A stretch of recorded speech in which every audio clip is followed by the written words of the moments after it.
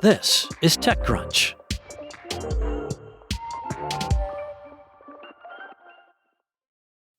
You can chart a year through product launches, or you can measure it in the greater moments that change the way we look at AI. The AI industry is constantly churning out news like major acquisitions, indie developer successes, public outcry against sketchy products, and existentially dangerous contract negotiations.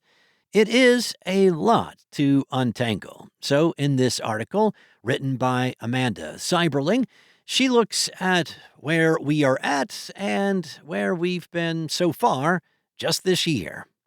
Starting off with Anthropic versus the Pentagon. Once business partners Anthropic CEO Dario Amodei and Defense Secretary Pete Hegseth reached a bitter stalemate in February as they renegotiated the contracts that dictate how the U.S. military can use Anthropic's AI tools. Anthropic established a hard line against its AI being used for mass surveillance of Americans or to power autonomous weapons that can attack without human oversight. Meanwhile, the Pentagon has argued that the Department of Defense, which President Donald Trump's administration calls the Department of War, should be permitted access to Anthropic's models for any lawful use. Government representatives took offense to the idea that the military should be limited to the rules of a private company, but Amodei stood his ground. He wrote in a statement addressing the situation, Anthropic understands that the Department of War, not private companies, makes military decisions. We have never raised objections to particular military operations, nor attempted to limit use of our technology in an ad hoc manner. However, in a narrow set of cases, we believe AI can undermine rather than defend democratic values. The Pentagon gave Anthropic a deadline to agree to their contract. Hundreds of employees at Google and OpenAI signed an open letter urging their respective leaders to respect Amodei's limits and refuse to budge on issues of autonomous weapons or domestic surveillance. The deadline passed without Anthropic agreeing to the Pentagon's demands. Trump directed federal agencies to phase out their use of Anthropic tools over a 6-month transition period and called the AI company, which is valued at $380 billion, a radical left woke company in an all-caps social media post. The Pentagon then moved to declare Anthropic a supply chain risk, a designation that is usually reserved for foreign adversaries and prevents any company that works with Anthropic from doing business with the U.S. military. Anthropic has since sued to challenge that designation. Anthropic rival OpenAI then swooped right in and announced that it had reached an agreement allowing its own models to be deployed in classified situations. It was a shock to the tech community, since reports had indicated that OpenAI would stick to Anthropic's red lines governing use of AI for the military. Public sentiment would indicate that people found OpenAI's move fishy. On the day after OpenAI announced its deal, ChatGPT uninstalls jumped 295% day over day, and Anthropic's Claude shot to number 1 in the App Store. OpenAI hardware executive Caitlin Kalinowski quit in response to the deal, saying that it was rushed without the guardrails defined. OpenAI told TechCrunch that it believes its agreement makes clear its red lines: no autonomous weapons and no autonomous surveillance. As this saga plays out, it will have significant implications for the future of how AI is deployed at war, potentially changing the course of history. No big deal. Now moving on to Vibe-coded app OpenClaw and its acceleration towards the turn to agentic AI. February was the month of OpenClaw, and its impact continues to reverberate. In quick succession, the Vibe-coded AI assistant app went viral, spawned a bunch of spin-off companies, suffered from privacy snafus, and then got acquired by OpenAI. Even one of the companies built on OpenClaw, a Reddit clone for AI agents called Moltbook, was recently acquired by Meta. This crustacean-themed ecosystem whipped Silicon Valley into a downright frenzy. Created by Peter Steinberger, who has since joined OpenAI, OpenClaw is a wrapper for AI models like Claude, ChatGPT, Google's Gemini, or xAI's Grok. What sets it apart is that it allows people to communicate with AI agents in natural language via the most popular chat apps like iMessage, Discord, Slack, or WhatsApp.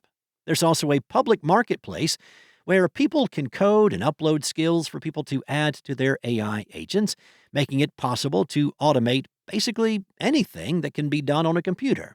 Now, if that seems too good to be true, it's because it kind of is. In order for an AI agent to be effective as a personal assistant, it needs to have access to your email, credit card numbers, text messages, computer files. If it were to be hacked, a lot could go wrong, and unfortunately, there is no way to fully secure these agents against prompt injection attacks. Ian All, the CTO at Permiso Security, told TechCrunch, "It is just an agent sitting with a bunch of credentials on a box connected to everything. Your email, your messaging platform, everything you use." So what that means is when you get an email, and maybe somebody is able to put a little prompt injection technique in there to take an action, and that agent sitting on your box with access to everything you've given it to can now take that action. One AI security researcher at Meta said that OpenClaw ran amok in her inbox, deleting all of her emails despite repeated calls to stop. That researcher wrote in a now viral post on X, which included images of the ignored stop prompts as receipts, "I had to run to my Mac Mini like I was defusing a bomb to physically unplug the device." Despite the security risks, the technology piqued OpenAI's interest enough for an acqui-hire. Other tools built on OpenClaw, including Moltbook, a Reddit-like social network where AI agents can communicate with one another, ended up becoming more viral than OpenClaw itself. In one instance, a post went viral in which an AI agent appeared to be encouraging its fellow agents to develop their own secret end-to-end encrypted language where they could organize amongst themselves without humans knowing. But researchers soon revealed that the vibe-coded Moltbook wasn't very secure, meaning that it was very easy for human users to pose as AIs to make posts that would trigger viral social hysteria. Again, even though the discussion around Moltbook was more grounded in panic than reality, Meta saw something in the app and announced that Moltbook and its creators, Matt Schlicht and Ben Parr, would join Meta Superintelligence Labs. It seems strange that Meta would buy a social network where all of the users are bots.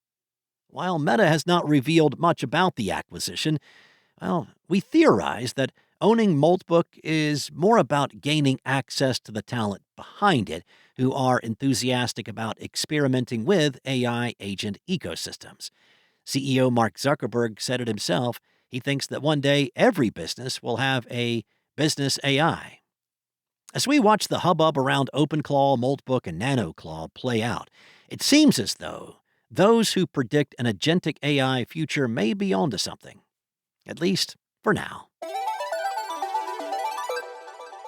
All right, so how about the chip shortages, the hardware drama, and data center demands escalating? So, the harsh demands of the AI industry, which require computing power and data centers in unprecedented volumes, are reaching a point where the average consumer has no choice but to pay attention. Now, it may not even be possible for the industry to satisfy the astronomical demands for memory chips, and consumers are already seeing the prices of their phones, their laptops, their cars, and other hardware increase. So far, analysts from IDC and Counterpoint have predicted that smartphone shipments, for example, will plummet about 12 to 13% this year. Apple has already raised MacBook Pro prices by up to $400. Google, Amazon, Meta, and Microsoft are planning to spend up to a combined $650 billion on data centers alone this year, which is an estimated 60% increase from last year. If the chip shortage does not hit you in your wallet, it might hit your community at large. In the U.S. alone, nearly 3,000 new data centers are under construction, adding to the 4,000 already operating in the country. The need for laborers to build these data centers is significant enough that man camps have sprung up in Nevada and Texas, attempting to lure workers with the promise of golf simulator game rooms and steaks grilled on demand. Not only does data center construction have a long-term impact on the environment, but it also creates health hazards for nearby residents, polluting the air and impacting the safety of nearby water sources.